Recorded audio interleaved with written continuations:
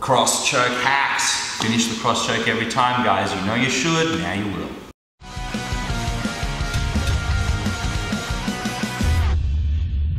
Hey guys, Coach Tom here. We all know cross chokes, you know, in the gi and Brazilian Jiu-Jitsu, those things are unbeatable. There are some no-gi variations, which we can cover at a future time, but in the gi, cross choke is king, you know, that's like the slam dunk in basketball, you know, that's what guys like Roger Gracie and stuff do. It's an amazing technique. The problem is, because it's basic, everyone knows what you're doing. Like when you start putting your hands in, they know what's up. So let's have a look at some hacks that are gonna help you do this basic technique a little bit better, so you can catch your opponents by surprise and hopefully get yourself some nice taps.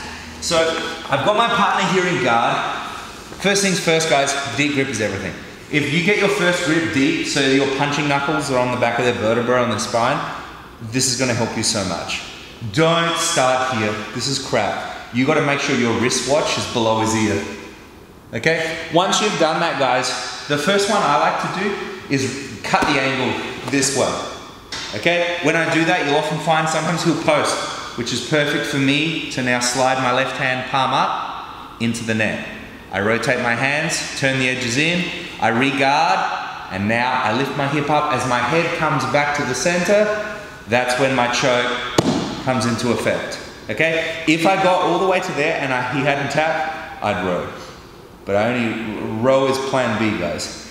The problem with doing this one is it's the first one a lot of people see, so they block it, right? So if he blocks with this hand here, it's no problem, because I'd take his back, okay? So if you get guys who are really savvy, they'll block with this hand, and that's a problem, because I still can't get to the back now, okay? So if he blocks with this hand, I'm gonna grab a hold of this hand, okay? So I'm grabbing a hold of his sleeve, and now I'm gonna pull it across and cut down, and my elbow pins his arm.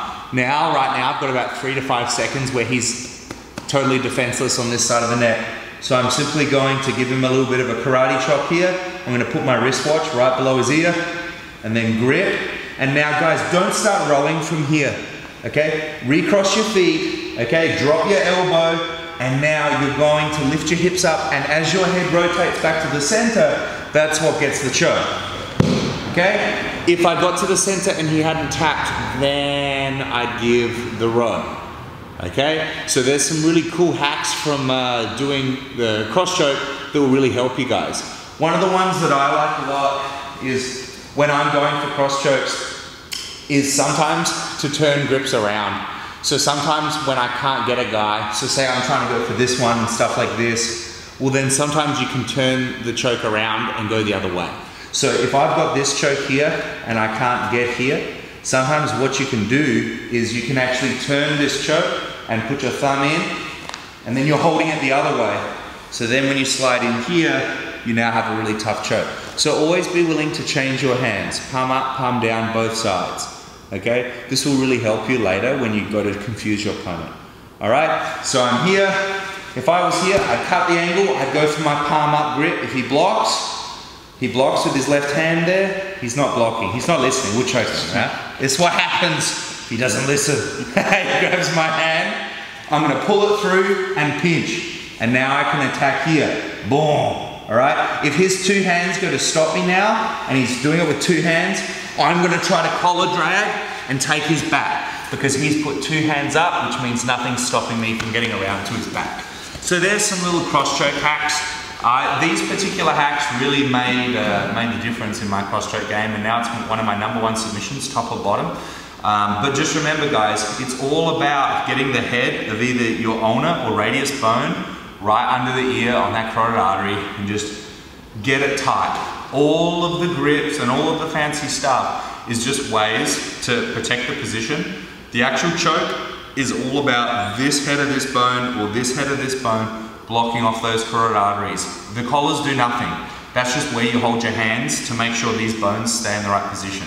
And once you understand that, the choke's quite easy, and it's all about how you get the grip. So after a while, if I've got Paul here in my guard, I don't have to do anything to actually choke him.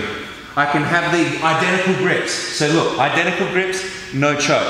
But now just by pushing those bones into his neck, right? So identical grips, no choke. And now I'll tap him just from getting those bones in tight to his neck. So never forget that, guys. Don't be so concerned about what you're doing that you forget that the key part of this technique is pushing those bones here, right here. Stop the blood flow. Doesn't matter how tough he is, just watch his face. As his face goes red, boom, he's gonna tap. And if you see his face going red, put your horsepower in and finish the job. Count to 30, that works really good. In a competition, if one of my guys chokes someone, I will count out loud. I'll say, we're counting to 30. 1, 2, 3. It's probably pretty annoying and annoys everybody, but you know what? Man, that's demoralizing and everyone taps at about 15. So there you go, guys, some cross choke tips. I hope it helps. I'm Coach Tom. I'll see you next time.